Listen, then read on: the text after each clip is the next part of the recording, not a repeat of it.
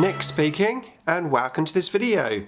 Right, in this video I'm going to show you my little Venom conversions that I made for my Dark Eldar army. So this is part and parcel of the £25 army challenge that I'm doing for Tabletop Banter's little challenge series. So yeah, I basically had 3 Vipers. I made a video previously showing a few of my conversion ideas. It's pretty unanimous that idea number 1 was the most popular. That's the one I've gone for, plus I've done some extra tweaking to that, so I'm going to give you a close look in a second. But yeah, don't forget to go and check out Tabletop Banter's channel. I'll put a link to his channel stroke the Army Challenge video for you guys to go and check out. So yeah, let's have a closer look at these. I'll just move these 2 out so I can get in a bit closer. So just take this guy off, and I'll just take these off here. So I went with the back piece, these 2 side pieces, as previously done in that last video, so I kept those on. This here I have put on, but I did some extra work. I put a piece of plastic card at the bottom there, just underneath, just to get rid of all the old Viper sort of details that was in there.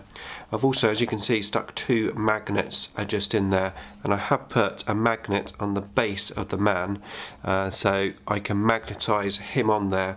And as you saw, I've got a warrior there, and on this side I've got a witch magnetised. So rather than having a driver, I can just actually put a member of the unit onto the back of the vehicle. I think that works really well for marking the different units. So I did that. I've added these bits onto the actual canopy just to change it, because from the front it still looked quite like a Viper, and if you actually look at the Venom, it does actually have this like section which comes out a bit here, so I thought that was quite apt, so I've put those on there. I did cut off the little front piece of the gun as well, because it seemed from the pictures that that piece wasn't really on there on the Venoms. I've also put these 2 little pieces on here, put a little magnet in to give me my gun options. So I've made these little splinter rifles which go onto that side, and I've of course got the splinter cannons which I can magnetise on there. Now I know this is supposed to be twin linked, but I only had 3 of these, so I mean ideally I probably would like to have had them glued together to make it look more twin linked, but to be fair I don't think it's too much an issue. So I've got 3 of those, and then I've obviously put on the little cannons there. Now underneath I've actually got 2 contact points for the magnetisation of the base.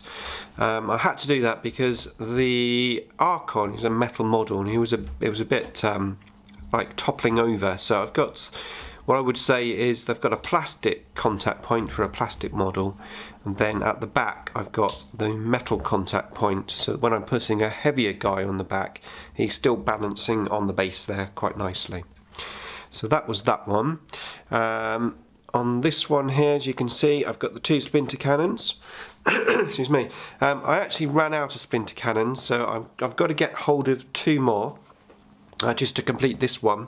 And as you can see from the piece of green stuff there, I also ran out of these pieces here. So I've actually gone in, I made myself a little cast, which is here. So I made a little cast out of green stuff, and I just cast myself an extra one and just glued that on with a little magnet there. So that's ready for the next guns, but as I've still got to get hold of a couple more guns, but I don't think that will be too much of a problem. I do actually have another eBay lot on its way to me, and I'm hoping, I think I might have a couple of extra splinter cannons in there. Fingers crossed, we will see. So that is it. That's my little conversions all done. Really happy with them. I hope you like them too. Let me know in the comments box, of course, as usual, and I shall see you in the next video.